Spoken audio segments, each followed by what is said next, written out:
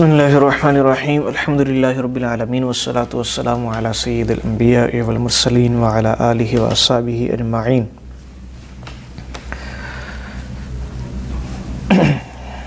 اربعین نووی کا میں جو احادیث ہیں وہ ہم پڑھ رہے ہیں۔ آج حدیث نمبر 9 سے شروع کر رہے ہیں۔ 8 ہو گئی ہیں ہماری، حدیث نمبر 9 ہے، 9 سے آگے جتنی ہو جائیں گے انشاءاللہ آج۔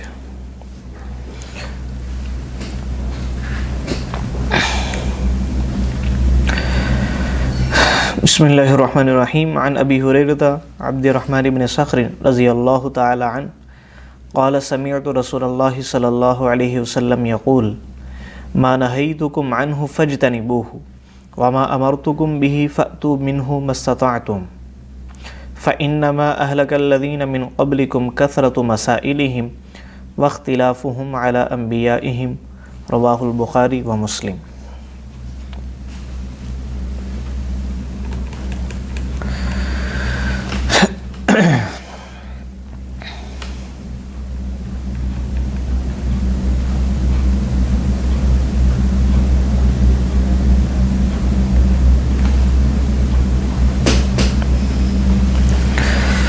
حضرت ابو ہریرہ رضی اللہ تعالیٰ عنہ، جن کا نام اصل نام عبد الرحمن ابن صخر ہے، فرماتے ہیں کہ میں نے رسول اللہ صلی اللہ علیہ وسلم کو یہ فرماتے ہوئے سنا۔ آپ فرما رہے تھے ما نہیتکم عنہ فاجتنبوہ، کہ میں تم کو جس بات سے منع کروں اس سے باز آ جاؤ، اس سے رک جاؤ، اس کو چھوڑ دو۔ وما امرتکم بہ فأتوا منہ ما استطعتم، اور میں تمہیں جس بات کا حکم کروں تو اس کو لے آؤ جتنی تمہارے اندر طاقت ہو، یعنی اس کے اوپر اپنی طاقت اور وسعت کے بقدر عمل کرو۔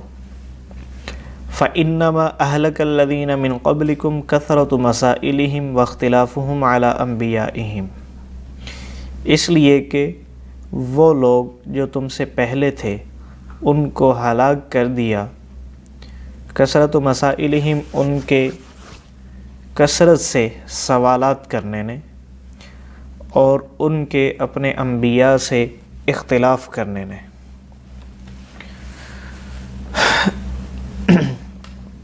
اہل ایمان اور مسلمانوں کو یہاں ایک بڑا اہم حکم دیا جا رہا ہے، وہ یہ ہے کہ جس بات سے منع کریں اس سے باز آ جائیں، اور جس کام کا حکم کریں اس کو لے آئیں، بس اس کو کر گزریں۔ اس کے بارے میں زیادہ سوالات اور بحث و مباحثہ یا اختلاف کی صورت پیدا کرنے سے گریز کریں۔ چنانچہ فرمایا کہ پہلی امتوں میں جو ہلاکت کے اسباب تھے، تو ان کی ہلاکت کا ایک بڑا سبب یہ بھی تھا کہ وہ اپنے انبیاء علیہم السلام سے بہت زیادہ گہرائی میں جا کر سوالات کیا کرتے تھے، عمل کی نیت سے نہیں بلکہ ایک معارضے کی نیت سے، یعنی مباحثے کی نیت سے، ایسے جان بوجھ کر سوالات کرتے رہنا، اور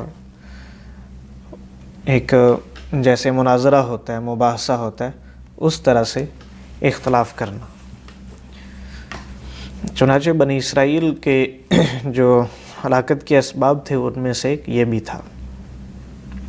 تو ایک مومن اور مسلمان کی شان یہ ہے کہ جب اس کے سامنے آپ صلی اللہ علیہ وسلم کا فرمان ارشاد آ جائے تو وہ بس اس کے اوپر عمل کرے، جیسے سورہ بقرہ کے آخری رکوع میں ہے سمعنا و اطعنا، یعنی مومن جو ہے اس کو یہ کہنا چاہیے کہ میں نے سن لیا اور میں نے اطاعت کی۔ یہ نہیں کہنا چاہیے کہ اس کی حکمت کیا ہے، اس کے لاجک کیا ہے، اور یہ کیوں ہے، ایسا کیوں ہے۔ آج کل یہ بڑا مرض لوگوں میں پھیل رہا ہے کہ وہ ہر چیز کی حکمت کے پیچھے پڑتے ہیں، اس کی حکمت اور لاجک سمجھ میں آئے گی تو پھر عمل کرنا ہے، ورنہ نہیں. یہ طریقہ نہیں ہے ایمان کا، اصلاح کا یہ طریقہ نہیں. سورہ بقرہ کے آخری رکوع ہی کی طرف اگر یعنی اس میں جو ارشاد فرمایا گیا ہے اس کو دیکھا جائے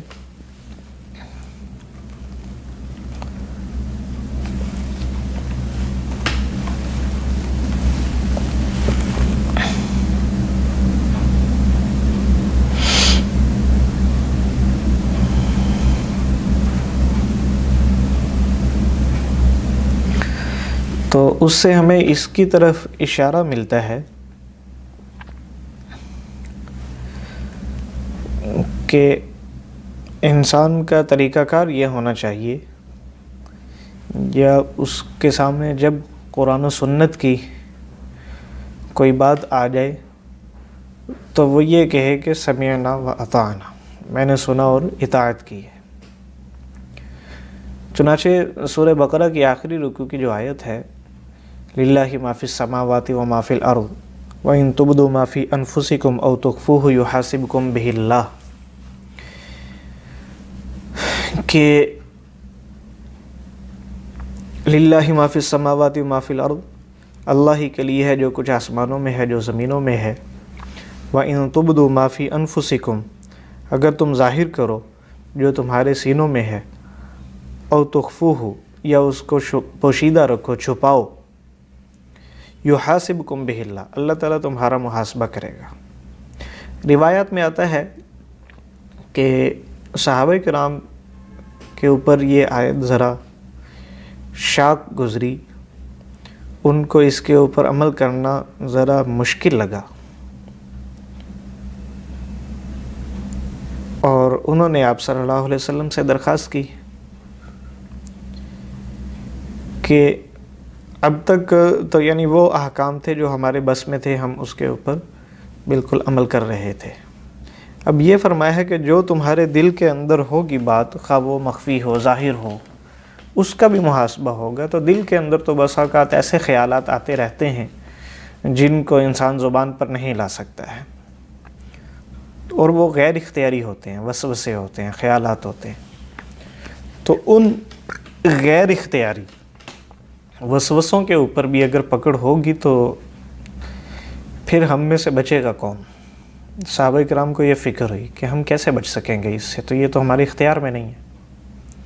اور واقعی یہ بات تھی کہ اختیار میں تو نہیں ہے. انسان کے ذہن میں جو بھی وسوسہ آتا ہے انسان کے، وہ کنٹرول میں نہیں ہوتا. ہاں، اس وسوسہ ذہن میں آنے کے بعد پھر اس کو ذہن میں رکھنا اور اس میں غور و فکر کرنا، کھود و کرید کرنا، یہ انسان کے بس میں ہوتا ہے، لیکن ابتداً آنا کوئی بس میں نہیں ہوتا. اب یہ سب کو پتہ ہے، لیکن جب صحابہ کرام نے یہ درخواست کی تو فوراً اگلی آیت نازل نہیں ہوئی تھی، بلکہ آپ صلی اللہ علیہ وسلم نے فرمایا، روایت میں آتا ہے کہ آپ نے فرمایا کہ تم یعنی یہ کہنا چاہیے تمہیں کہ سمعنا و اطعنا، سمعنا و اطعنا. بنی اسرائیل کی طرح نہ ہو جائیں جیسے بنی اسرائیل تھے کہ انہوں نے کہا کہ سمعنا و عصینا. لہٰذا کیا تم یہ طریقہ اختیار کرو گے؟ صحابہ کرام نے کہا کہ نہیں، ہم تو سمعنا و اطعنا، ہم تو سنیں گے، اطاعت کریں گے. ان سے یہ کہلوایا گیا ہے کہ تم یہ کہو کہ ہم نے سنا اور اطاعت کی. لیکن چونکہ بات غیر اختیاری تھی، اس لیے اللہ تعالیٰ نے اگلی آیت نازل فرما دی کہ لا یکلف اللہ نفسا الا وسعها، کہ اللہ تعالیٰ کسی نفس کو اس کی طاقت سے زیادہ کا مکلف نہیں بناتا. اب یہاں دیکھا جائے کہ یہ آیت پہلے بھی نازل ہو سکتی تھی، لیکن ایک طرح کا تھوڑا سا جھنجھوڑا گیا کہ تمہارا طریقہ کار کیا ہے. یعنی جب کوئی حکم سامنے آتا ہے تو تمہارا ری ایکشن اس کے اوپر کیا ہوتا ہے. تو ایک مسلمان اور پکے مومن کا ری ایکشن اور ایکشن یہ ہونا چاہیے کہ جو بھی حکم سامنے آ جائے وہ کہے کہ سمعنا و اطعنا، ہم نے یہ سن لیا ہے، ہم بالکل دل و جان سے سن لیا، اس کے اوپر عمل کریں گے۔ یہ نہیں ہونا چاہیے کہ اس کے بارے میں سوالات کریں کہ ایسا کیوں ہے، ایسا کیوں نہیں ہے، اللہ تعالیٰ نے یہ کیوں کہا ہے، ایسا کیوں نہیں کہا۔ تو یہ اس طرح کرنے سے کئی نقصانات ہوں گے۔ ایک تو اپنے اوپر جو ہے زیادہ قیدیں اور شرطیں لگا لیں گے اور مشکل بنا لیں گے۔ دوسرا یہ ہے کہ ایمان کا یہ تقاضا نہیں ہے۔ ایمان کا تقاضا یہ ہے کہ بس جو آ گیا اس کو مان لو، اور ایمان بھی تو غیب پہ لانے کا حکم دیا گیا ہے نا۔ وہ ساری جو ایمانیات ہیں اکثر وہ ہماری آنکھوں کے سامنے نہیں ہے۔ اللہ تعالیٰ پر ایمان لانا ہے، لیکن اللہ تعالیٰ کو کسی نے دیکھا نہیں ہے، ایمان لانے کا حکم دیا گیا ہے۔ آخرت پر ایمان لانا ہے، لیکن ابھی تک آخرت کی منزل جو ہے وہ آئی نہیں ہے سامنے، لیکن پھر بھی ایمان لانے کا حکم دیا گیا ہے۔ اگرچہ اس کی جو تفصیلات بیان کی گئی ہیں بس اوقات دنیا میں وہ ہماری عقل میں نہیں آ رہی ہوتی کہ عقلاً ایسا کیسے ممکن ہے، لیکن ایمان لانے کا حکم دیا گیا ہے۔ تو اسی طرح جو دوسرے احکام ہیں، عملی احکام ہیں، ان میں بھی یہی مطلوب ہے کہ جب کوئی بات ایسی سامنے آئے جو اللہ تعالیٰ کی طرف سے، آپ صلی اللہ علیہ وسلم کی طرف سے ہم پر لاگو کی گئی ہے، جس پر عمل کرنے کا حکم دیا گیا ہے، تو مومن کے ایمان کا تقاضا یہ ہے کہ وہ یہ کہے کہ سمعنا و اطعنا۔ تو اس آیت مبارکہ سے ہمیں یہ سمجھ میں آ گیا، اور اس واقعہ سے، کہ پہلے تم مانو، عمل کے اوپر آ جاؤ۔ اللہ تعالیٰ تو تمہیں کوئی مشقت میں ڈالنا نہیں چاہتے، وہ خود آسانی پیدا کر دیں گے۔ تم آؤ کس کے اوپر؟ عمل کے اوپر۔ چنانچہ پہلے لوگوں میں سے جو لوگ ہلاک ہوئے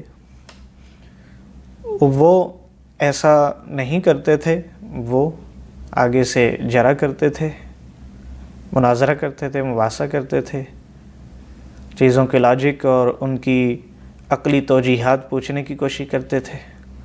تو اس طرح اپنے انبیاء علیہم السلام سے بحث و تکرار کرتے تھے۔ چنانچہ اسی چیز نے ان کو کیا کر دیا؟ ہلاک کر دیا۔ اور اس کی ایک مثال سورہ بقرہ میں دے دی گئی ہے، بقرہ گائے ہی کے واقعے سے، کہ اللہ تعالیٰ نے ان کو حکم دیا تھا جب وہ قتل والا واقعہ پیش آیا تھا کہ تم گائے ذبح کر دو، لیکن انہوں نے ذبح کرنے کے بجائے سوالات شروع کر دیے کہ وہ گائے کیسی ہو، اس کا رنگ کیسا ہونا چاہیے، اس کی صفات کیسی ہونی چاہیے۔ چنانچہ پھر ان کے سوالات کے نتیجے میں وہ حکم سخت ہو گیا۔ جب سخت ہو گیا پھر بڑی مشکل سے ان کو گائے وہ جو ہے ملی۔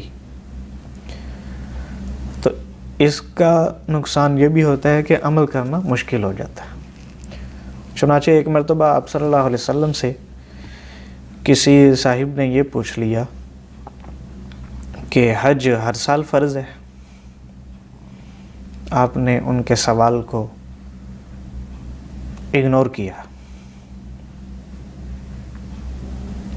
پھر انہوں نے پوچھا، تو پھر جب بار بار پوچھا تو آپ نے ناراضگی کا اظہار فرمایا کہ اگر میں یہ کہہ دیتا کہ ہاں ہر سال فرض ہے تو تم لوگ مشقت میں پڑ جاتے۔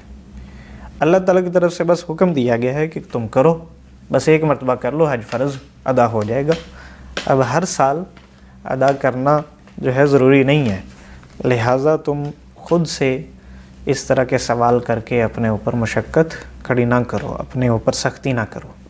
اس لیے آپ صلی اللہ علیہ وسلم نے اس طرح کے سوالات کو ناپسند کیا۔ ہاں جو واقعتاً سمجھنے کے لیے، عمل کرنے کے لیے ہوں تو ان سوالات کی اجازت دی ہے، بلکہ حوصلہ افزائی کی ہے۔ ایسی چیزیں جن میں کوئی ایسی چھپی ہوئی بات نہیں ہے، بالکل واضح ہیں، جیسے حج کا حکم آ گیا تھا، حج کا حکم یہ ہے کہ اس کے اوپر عمل کریں، بس حج ادا کر دیں، بالکل واضح ہے۔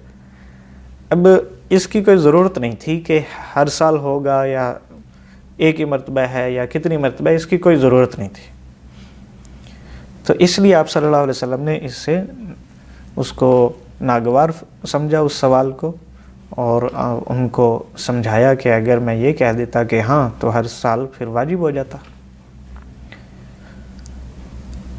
تو یہ جو مزاج ہے آج کل ہمارے لوگوں میں کافی پیدا ہو چکا ہے، اس مزاج سے نکلنے کی ضرورت ہے۔ مزاج پیدا ہونا چاہیے ایمان پر مبنی، ایمان بالغیب پر جو مبنی مزاج ہے نا وہ ہونا چاہیے۔ وہ مزاج یہ ہے کہ ہم ایمان لائے، ہم نے سن لیا ہے، ہم اطاعت کریں گے، بس مانیں گے اور اس کے اوپر عمل کریں گے، تو یہ مزاج ہونا چاہیے۔ حدیث نمبر 10 پہ آ جائیں جی۔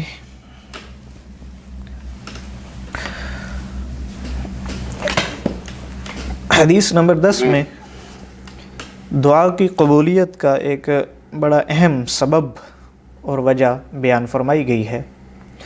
عن ابی ہریرہ رضی اللہ عنہ قال قال رسول اللہ صلی اللہ علیہ وسلم ان اللہ تعالی طیب لا يقبل الا طیبا وان اللہ امر المؤمنین بما امر به المرسلین فقال یا ایھا الرسل کلوا من الطیبات واعملوا صالحا وقال یا ایھا الذین آمنوا کلوا من طیبات ما رزقناکم ثم ذکر الرجل یطیل السفر اشعث اغبر یمد یدیہ الی السماء یا ربی یا ربی ومطعمه حرام ومشربه حرام وغذی بالحرام فأنى يستجاب لذلك رواہ مسلم۔ حضرت ابو ہریرہ رضی اللہ تعالیٰ عنہ نقل کرتے ہیں، فرماتے ہیں کہ آپ صلی اللہ علیہ وسلم نے فرمایا بے شک اللہ تعالیٰ طیب پاک ہے، وہ نہیں قبول کرتا مگر پاکیزہ ہی کو، طیباً وہ پاکیزہ چیز ہی کو، عمل ہی کو قبول کرتا ہے۔ وَإِنَّ اللَّهَ أَمَرَ الْمُؤْمِنِينَ بِمَا أَمَرَ بِهِ الْمُرْسَلِينَ، اور اللہ نے جس بات کا حکم انبیاء علیہم السلام کو دیا اسی بات کا حکم مومنین کو بھی دیا، اور فرمایا یا ایھا الرسل کلوا من الطیبات واعملوا صالحا۔ سورہ مومنون کی آیت نمبر 51 ہے کہ اے انبیاء اور رسولوں کی جماعت، کلوا من الطیبات، پاکیزہ چیزوں سے کھاؤ، پاکیزہ رزق کھاؤ، واعملوا صالحا اور نیک اعمال کرو۔ وقال اور مومنین کو فرمایا یا ایھا الذین آمنوا، اے وہ لوگوں جو ایمان لے آئے ہو، کلوا من طیبات ما رزقناکم، تم ان پاکیزہ چیزوں سے کھاؤ جو ہم نے تمہیں رزق کے طور پہ عطا کی ہیں۔ سورہ بقرہ کی آیت نمبر 172 ہے۔ تو وہی حکم جو انبیاء علیہ السلام کو دیا تھا پاکیزہ چیزوں کے کھانے کا، وہی اہل ایمان کو دیا گیا ہے۔ پھر آپ صلی اللہ علیہ وسلم نے ایک آدمی کا ذکر فرمایا یطیل السفر، جو بڑا لمبا سفر کر کے آیا ہو، اشعث اغبر، پراگندہ بال ہوں اس کے بکھرے ہوئے، جسم اس کا غبار آلود ہے مٹی میں، یعنی اس کے اوپر گرد و غبار ہے، یمد یدیہ الی السماء، اس حال میں وہ اپنے ہاتھوں کو آسمان کی طرف اٹھاتا ہے، یا ربی یا ربی، اے میرے رب اے میرے رب، دعا کرتا ہے، لیکن حال یہ ہے مطعمہ حرام، اس کا کھانا حرام ہے، ومشربہ حرام، اس کا پینا حرام ہے، وغذی بالحرام، اور حرام سے اس کے جسم نے غذا حاصل کی ہے، فأنى يستجاب لذلك، تو اس کی دعا کہاں قبول ہو سکتی ہے؟ تو دعا کی قبولیت کا بڑا اہم سبب ذکر فرما دیا، وہ ہے پاکیزہ رزق کھانا، حلال کمائی۔ اسلامی تہذیب کی اور مسلمانوں کی، دین اسلام کی یہ خصوصیت ہے کہ اللہ تعالیٰ نے ہمیں پاکیزگی کا حکم دیا ہے۔ یہ دین بڑا پاکیزہ دین ہے، دین اسلام۔ اس میں ظاہری اور باطنی ہر اعتبار سے ہمیں پاک رہنے کا حکم دیا گیا ہے۔ یہاں تک کہ صفائی میں دیکھیں، ظاہری صفائی، کپڑے، بدن، جسم، جگہ وغیرہ پاک ہو، باطنی صفائی یعنی انسان جو ہے اس نے وضو بھی کیا ہوا ہو، باطنی قسم کی ہے کہ یہ نجاست ہوتی ہے، اور یعنی غسل اس نے کیا ہوا ہو، غسل اور وضو کا حکم دیا گیا ہے، وہ اسی وجہ سے ہے۔ سر وہ جیسے کہ دعا قبول نہیں ہوتی کسی حرام کھانے والے کی، تو اس کی نماز بھی قبول نہیں ہوگی پھر؟ جی ظاہر ہے دعا بھی عبادت ہے، تو عبادات قبول نہیں ہوں گی. بس یہ ہے کہ فرض ایسے آدمی کے ذمے سے ادا ہوتا رہے گا نماز کا، لیکن قبولیت اور ثواب وہ نہیں ملتا.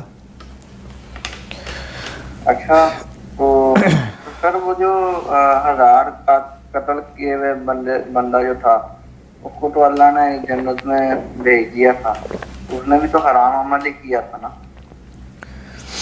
حرام عمل ایک اور چیز ہے، حرام غذا اور چیز ہے. اور پھر اس نے اللہ تعالیٰ سے سچی توبہ کر لی تھی نا. سچی توبہ جو ہے وہ سب گناہوں کو ختم کر دیتی ہے. اور اس نے توبہ بھی کی تو ایک بندہ پھر بھی مار کے گیا تھا، وہ 100 گنتی کر دیا. تو لیکن اس نے توبہ بہرحال کر لی تھی. توبہ کر لی تو اللہ تعالیٰ سے اس نے سچے دل سے توبہ کی تھی، اللہ تعالیٰ نے اس کو قبول فرما لیا. تو سر یہ ہم بھی کر سکتے ہیں پھر؟ دیکھیں یہ گارنٹی نہیں ہے کسی کو. وہ تو ایک واقعہ تھا پہلے کہ وہ ہماری ہدایت کے لیے سنا دیا گیا، لیکن ہمیں کیا گارنٹی ہے کہ ہم کوئی گناہ کریں اور اس کے بعد توبہ کی توفیق ملے یا نہ ملے. ہاں بالکل ایسے ہی. اس کی کوئی گارنٹی نہیں ہوتی، اس لیے بندہ سویا ہوا مر جاتا ہے. ہاں جی، اس کی کوئی گارنٹی نہیں ہے. تو بہرحال یہاں یہ سبب ذکر فرمایا ہے. دونوں آیتوں کو بھی سمجھ لینا چاہیے. پہلی آیت میں پہلے تو آپ صلی اللہ علیہ وسلم نے یہ فرمایا. جو بات پہلے کر رہا تھا اس کو کمپلیٹ کرتے ہیں کہ انسان، ہمارا جو دین ہے پاکیزہ دین ہے، جس میں ظاہری اور باطنی پاکیزگیوں پاکیوں کا حکم دیا گیا ہے. ظاہری پاکی آپ کے سامنے آ چکی ہے. اسی طرح ہمیں اخلاق اور کردار اور اپنی افکار، فکر کے پاک کرنے کا بھی حکم ہے. سورہ حجرات میں ہے، یا ایھا الذین آمنوا اجتنبوا کثیرا من الظن، کہ اے ایمان والو بہت زیادہ گمان کرنے سے بچو. ان بعض الظن اثم، کہ گمان گناہ ہوتے ہیں. بعض گمان، خیالات گناہ ہوتے ہیں. تو ہمیں اپنے خیال کو بھی پاک کرنے کا حکم دیا گیا ہے. تو دین اسلام اتنا پاکیزہ دین ہے، اس نے ہمیں یہ بھی حکم دیا ہے کہ کسی کے بارے میں نیگیٹو اور برا نہیں سوچنا. ایسے ہی بلا دلیل ہی کسی کے بارے میں نیگیٹو ذہن بنا لیں، برا ذہن بنا لیں، تو یہ نہیں ہونا چاہیے. اسی طرح اخلاق کو پاکیزہ کرنے کا حکم دیا گیا ہے کہ ہمارے اخلاق صحیح ہوں. تو اس کے ساتھ ساتھ ہماری غذا جو ہے اس کو بھی پاک کرنے کا حکم دیا گیا ہے کہ ہماری غذا پاک ہونی چاہیے، ناپاک نہیں ہونی چاہیے. پاک ہونے کے ساتھ ساتھ طیب کا مطلب پاک بھی ہے، حلال بھی ہے. یعنی حلال بھی ہو، حرام نہ ہو، اور پاکیزہ ہو، پاک ہو. اس میں وہ کسی بھی طرح کی نجاست سے صاف ہو. وہ نجاست ایک ظاہری بھی ہو سکتی ہے، اس کو لگی ہوئی، اس کو بھی دھو کے پاک کیا گیا ہو. اسی طرح نجاست یہ بھی ہو سکتی ہے کہ کماتے ہوئے کسی بھی طرح کی اس میں خیانت اور حرام کام کے ذریعے سے کیا گیا ہو، کمائی گئی ہو، وہ خیانت کی گئی ہو، حرام کام کے ذریعے سے کمائی گئی ہو، تو پھر بھی وہ پاک نہیں رہے گا. پاکیزہ یہ ہے کہ وہ ظاہر اور باطن کے اعتبار سے وہ چیز پاک ہو، یعنی حلال بھی ہو اور اس میں ظاہری اور باطنی کوئی نجاست بھی نہ لگی ہوئی ہو. لہٰذا حلال اور پاکیزہ رزق کھائیں. پاکیزہ رزق کھانے کا حکم دیا گیا ہے. آپ صلی اللہ علیہ وسلم نے بڑی تفصیل کے ساتھ احادیث مبارکہ میں ان طریقوں کی نشاندہی فرما دی ہے جن سے ہمارا رزق مشکوک ہو سکتا ہے یا بالکل حرام ہو سکتا ہے. جیسے سود ہے، جوا ہے. قرآن مجید میں ان کی بالکل واضح طور پر وہ ان کی مذمت آ گئی ہے. چوری ہے، ڈاکہ ہے، کسی کا مال ہڑپ کرنا، غصب کرنا، یتیموں کا مال کھانا. تو ان سب چیزوں کی مذمت قرآن مجید میں بھی آ گئی ہے. آپ صلی اللہ علیہ وسلم نے مزید ان کو کھول کر بیان فرما دیا ہے. یہاں تک کہ ایک حدیث میں ہے کہ اگر کسی نے کسی دوسرے آدمی کی زمین ناحق طور پر لے لی، ایک بالش کے برابر بھی، تو وہ ساتوں زمین تک توق بنا کر اس کے گلے کے اندر ڈال دی جائے گی قیامت کے دن. اس کا توق بنا کر اس کے گلے میں ڈال دیا جائے گا. تو ہر ایسا ذریعہ جیسے خیانت ہے، ملاوٹ ہے، دھوکہ دہی ہے، جھوٹ ہے، جھوٹی قسمیں کھانا یا 2 نمبر مال بنانا، جیسا بھی ہو، تو ان سب طریقوں کی آپ صلی اللہ علیہ وسلم نے نشاندہی فرما دی ہے اور ان سب سے بچنے کا حکم فرمایا ہے. لہٰذا بالکل پاکیزہ رزق جس کے اندر کسی بھی طرح کا شک و شبہ اور شائبہ نہیں ہونا چاہیے، وہ رزق کھانے کا حکم دیا گیا ہے. طیب کا معنی بڑا گہرا ہے، بڑا زبردست، کہ جس میں ظاہری باطنی کسی بھی طرح کی اس میں نجاست نہ لگی ہوئی ہو، بڑا پاکیزہ ہو، صاف ستھرا نکھرا ہوا. تو انبیاء علیہم السلام کو بھی پاکیزہ چیزیں کھانے کا حکم دیا گیا، تو ایمان والوں کو بھی یہی حکم ہے کہ وہ پاکیزہ رزق جو ہے اللہ تعالیٰ نے جو اتارا ہے وہی کھائیں. یعنی نہ تو وہ حرام چیزوں کو کھائیں جو حرام ہیں، کھانے پینے کی بہت سی چیزیں، اور نہ ہی کوئی ایسا ذریعہ اختیار کریں کہ جس کے ذریعے سے انسان کی کمائی اور روزی حرام یا مشکوک ہو جاتی ہے. ان سب سے بچیں، مشتبہ ہو جاتی ہے. لیکن اگر کوئی بندہ ایسا کرتا ہے تو آپ صلی اللہ علیہ وسلم فرما رہے ہیں یطیل السفر، کوئی بندہ بڑا لمبا سفر کر کے ہے، مثال کے طور پر حج کا سفر کر کے وہ پہنچ چکا ہے بیت اللہ میں، خانہ کعبہ کے ساتھ کھڑا ہوا ہے، حج کرنے کے لیے آیا ہے. پہلے زمانے میں گاڑیاں نہیں ہوتی تھی تو دنیا کے دور دراز ممالک سے بس اوقات 1 مہینہ 2 مہینہ 6 مہینے تک بھی لگ جاتے تھے، اس سے بھی زیادہ لگ جاتا تھا. تو اتنا لمبا سفر کر کے ایک آدمی آیا ہے. اب سفر کے اثرات ہوتے تھے، پہلے ایسے تو نہیں تھا کہ ایئر کنڈیشن گاڑی میں یا جہاز میں یا ٹرین میں سفر ہو رہا ہے. پہلے تو یعنی گھوڑا گدھا یا خچر یا اونٹ وغیرہ ان پہ سفر ہوتا تھا یا پیدل ہی ہوتا تھا. اس میں راستے کا گرد و غبار اور پھر سفر کی تھکاوٹ وغیرہ یہ ساری چیزیں ہوتی تھیں. تو انسان کو دیکھ کر ہی پتہ چل جاتا تھا کہ یہ بندہ سفر سے آیا ہے. اور سفر آج کل بھی کوئی آسان کام نہیں ہوتا. لہٰذا آپ نے فرمایا کہ ایک آدمی جو بڑا ہی لمبا سفر کر کے آتا ہے، یطیل السفر، لمبا سفر کر کے آیا، اشعث اغبرا، بال اس کے بکھرے ہوئے ہیں، چہرے سے ہی پتہ چل رہا ہے سفر کر کے آیا، اور مٹی گرد و غبار اس کے کپڑوں پر، اس کے بدن کے اوپر پڑی ہوئی ہے. چنانچہ وہ حج کرنے کے لیے پہنچ گیا ہے. یمد یدیہ الی السماء، پھر وہ اللہ تعالیٰ سے پکارتا ہے، دعا کرتا ہے، ہاتھ اٹھاتا ہے آسمان کی طرف اور پکارتا ہے کہ یا ربی یا ربی، یعنی اللہ تعالیٰ کو پکار کر دعا کرتا ہے. لیکن حال اس کا یہ ہے مطعمہ حرام ومشربہ حرام وغذی بالحرام، اس کا کھانا حرام ہے، اس کی پرورش حرام کے مال سے ہوئی ہے، غذی بالحرام. فأنی یستجاب لذلک، آپ نے تعجب کا اظہار فرمایا اور اس بات کو دور بعید بتایا. انا یستجاب لذلک، اس کی دعا کیسے قبول ہو سکتی ہے، کہاں قبول ہو سکتی ہے؟ کیونکہ دعا کی قبولیت کی جو شرط تھی حلال رزق، وہ تو پائی نہیں جا رہی. یہ تو ایسے ہی ہو گیا جیسے کوئی بغیر وضو کے نماز پڑھنا شروع کر دے. اب وضو کرنا، پاکی حاصل کرنا تو نماز کے لیے شرط ہے. کوئی بغیر وضو کے نماز ادا کرے گا، جتنی مرضی لمبی نماز پڑھتا رہے، وہ پوری رات ہی کھڑا رہے مصلی پہ، کوئی قبول نہیں ہے.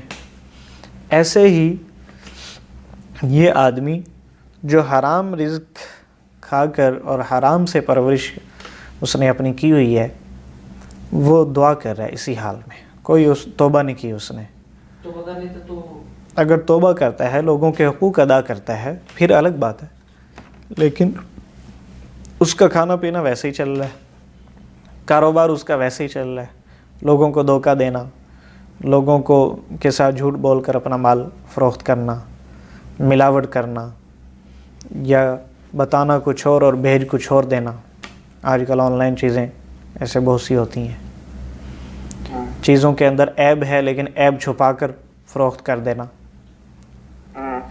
اسی طرح کام جو ہے، جو یعنی ذمہ لگایا گیا ہے آفس کی طرف سے یا وہ کمپنی ادارے کی طرف سے، اس کو نہ کرنا، اس کے یعنی اس کو ٹائم نہ دینا، جو بھی اس میں خیانت کی صورت ہو سکتی ہے، یا جو بڑے بڑے حرام جو ذریعے ہیں، سود ہے، سود کا کاروبار چل رہا ہے، جوا جو ہے وہ بھی چل رہا ہے، جوا سٹا بازی وغیرہ، تو اتنے ایسی حرام کام جو ہیں وہ اختیار کیے ہوئے ہیں اور ان سے نہ نکلنے کا کوئی ارادہ ہے، نہ توبہ کی گئی ہے، تو فرمایا کہ فَأَنَّا يُسْتَجَابُ لِذَلِكَ، یہ آدمی جو ہے اس کی دعا کیسے قبول ہو سکتی ہے؟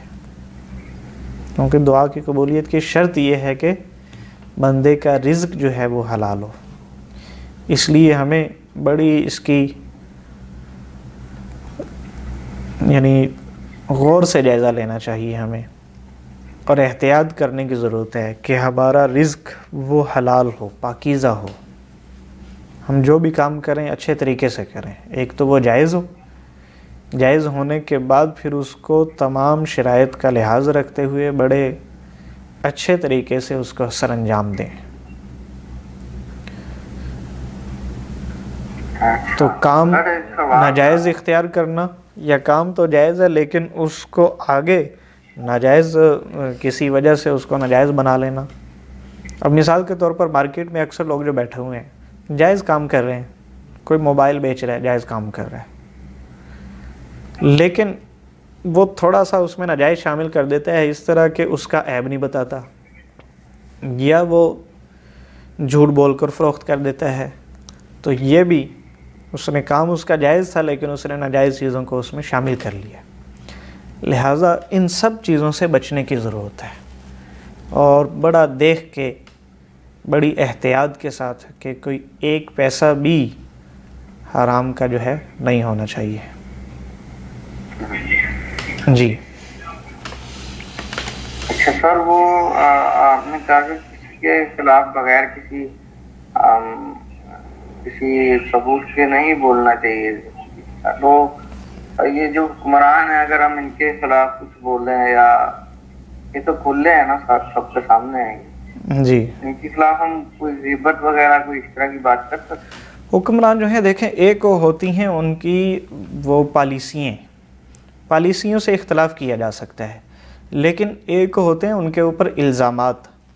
الزام یہ ہے کہ جی فلاں نے اتنا کھا لیا ہے، فلاں نے اتنا کھا لیا ہے، فلاں نے یہ کر دیا، فلاں نے فلاں کو قتل کر دیا، ان کی ہمیں کوئی تصدیق نہیں ہے. تو ایسی چیزوں سے بچنا چاہیے.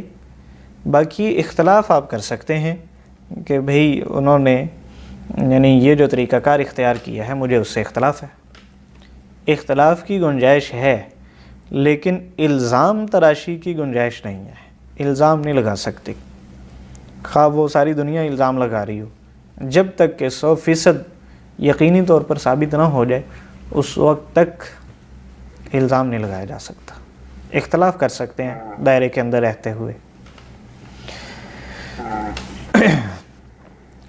اگلی حدیث بھی اسی سے ذرا ملتی جلتی ہے تو وہ بھی پڑھ لیتے ہیں، وہ بھی چھوٹی سی ہے. عن ابی محمد الحسن بن علی بن ابی طالب سبط رسول اللہ صلی اللہ علیہ وسلم وریحانتہ رضی اللہ عنہما قال حفظت من رسول اللہ صلی اللہ علیہ وسلم دع ما یریبک الی ما لا یریبک رواہ ترمذی والنسائی وقال ترمذی حدیث حسن صحیح. حضرت حسن ابن علی رضی اللہ عنہما، ان کی کنیت ہے ابو محمد، سبطی رسول اللہ یعنی آپ صلی اللہ علیہ وسلم کے نواسے، وریحانتہ، ریحانہ خوشبو کو کہتے ہیں، خوشبو. تو چونکہ آپ صلی اللہ علیہ وسلم نے حدیث میں ان کے لیے یہ لفظ استعمال فرمایا ہے، خوشبو یا خوشبودار پھول. تو حضرت حسن رضی اللہ تعالیٰ عنہ فرماتے ہیں کہ میں نے آپ صلی اللہ علیہ وسلم سے یہ بات محفوظ کی ہے. جب آپ صلی اللہ علیہ وسلم کا انتقال ہوا ان کی عمر تھوڑی تھی لیکن کچھ باتیں ان کو یاد تھیں، تو انہی میں سے یہ فرمائی کہ آپ صلی اللہ علیہ وسلم نے فرمایا کہ دع ما یریبک الی ما لا یریبک، تم چھوڑ دو ان باتوں کو جو تمہیں شک میں ڈالیں ان باتوں کی طرف جو تمہیں شک میں نہ ڈالیں. یعنی مشتبہ امور کو چھوڑ دو اس حد تک جو مشتبہ نہ ہو.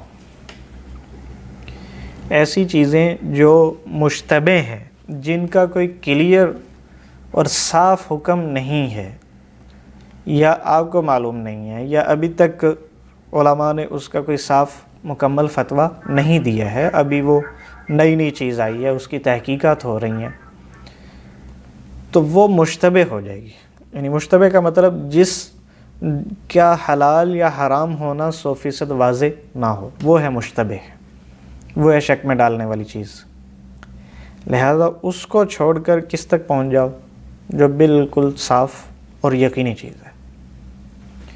اس کی آج کل ایک مثال ہے، جیسے یہ کرنسیز ہیں، کرپٹو کرنسیز، ڈیجیٹل کرنسیز ہیں. تو ان کرنسیز پر علماء نے ابھی تک کوئی فتویٰ نہیں دیا، نہ تو حرام ہونے کا فتویٰ دیا ہے اور نہ ہی بالکل جواز کا فتویٰ دیا ہے کہ تم کر لو اس کو. لہٰذا ایسی چیزوں کو چھوڑ دینا چاہیے جب تک کہ بالکل صاف حکم اس کے اوپر نہ آ جائے. اسی طرح مثال کے طور پر آپ کسی ایسی جگہ پہ جاتے ہیں جہاں کوئی کھانے والی ایسی چیز ہے جس میں گوشت ملا ہوا ہے اور وہاں مسلمانوں کی اکثریت نہیں ہے. اب دونوں احتمال ہیں کہ ہو سکتا ہے کسی مسلمان نے ذبح کیا ہو سکتا ہے کسی کافر نے ذبح کیا ہو. تو لہٰذا یہ شک میں ڈالنے والی چیز ہے، اس لیے اس کو چھوڑ دیں. اسی طرح کسی بھی چیز کے بارے میں یہ معلوم ہو کہ یہ ناپاک ہے، یعنی معلوم نہیں بلکہ شک ہو کہ یہ ناپاک ہے یا پاک ہے، یا یہ حرام ہے یا حلال ہے، تو اس طرح کا جب شک پیدا ہو جائے اس کو چھوڑ دینا چاہیے، بالکل یقینی چیز کی طرف آ جانا چاہیے. تو یہ اس سے کیا ہوگا کہ انسان حرام سے بھی اور مشتبہ سے بھی بالکل بچ جائے گا.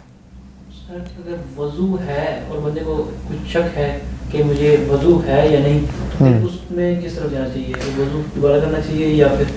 ہاں، یعنی اگر شک ہو تو پھر دوبارہ کر لینا چاہیے. لیکن ان چیزوں میں جن کو آپ نے یقینی طور پر پہلے اختیار کیا ہوا ہے، بعد میں شک پیدا ہو گیا، تو ان میں اپنے یقین پر عمل کرنے کی گنجائش ہوتی ہے. یعنی آپ نے وضو کیا ہوا تھا، یقین تھا میں نے وضو کیا ہے، اس کے بعد سے ٹوٹنا یاد نہیں ہے اور کوئی ایسا موقع بھی نہیں بنا آپ نے غور کیا کہ وضو ٹوٹا ہو، تو پھر اسی وضو کے ساتھ نماز ادا کر سکتے ہیں. تو لہٰذا ایسی ہر حالت جو شک میں ڈالنے والی ہو، شک پڑ جائے جی تو پھر بھی ہو جائے گی نماز. اگر شک پڑ جائے، بندہ جی کنفیوز ہو جیسے بھول جاتا ہے نا نماز کے دوران، پتہ بھی نہیں چلتا، پھر شک بھی پڑ جاتا ہے بیچ میں، جو شیطان کی طرف سے ہوتا ہے. شک اور وہم جو ہوتا ہے اس میں پڑھنے کی کوئی حوصلہ افزائی نہیں کی گئی، اور بلکہ اس سے بچنے کا حکم دیا گیا ہے.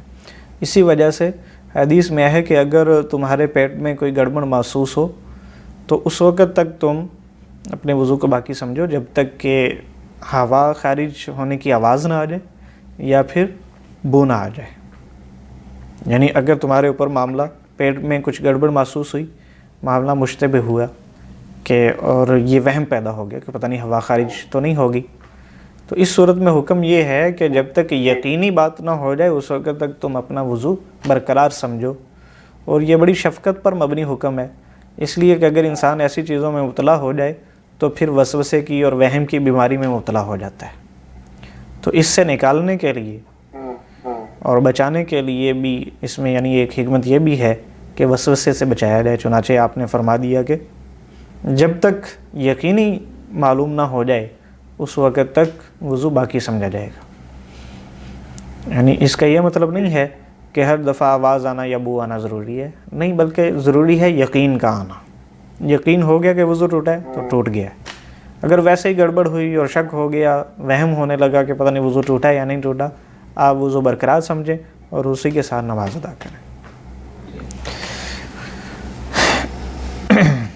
چلیں، آج کے لیے اتنا ہی کافی. انشاءاللہ اگلی کلاس میں پھر حدیث نمبر 12 سے ہم پڑھیں گے.